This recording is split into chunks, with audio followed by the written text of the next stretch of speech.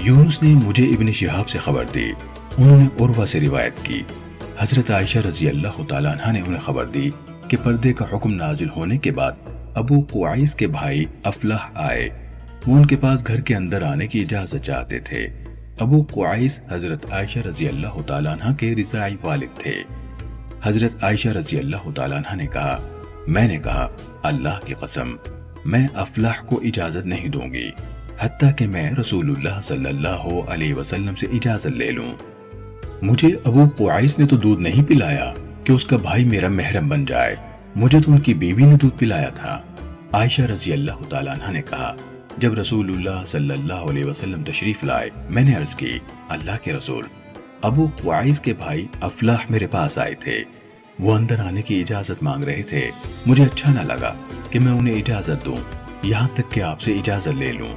عروہ نے کہا، حضرت عائشہ رضی اللہ تعالیٰ عنہ نے کہا، نبی صلی اللہ علیہ وسلم نے فرمایا انہیں اجازت دے دیا کرو۔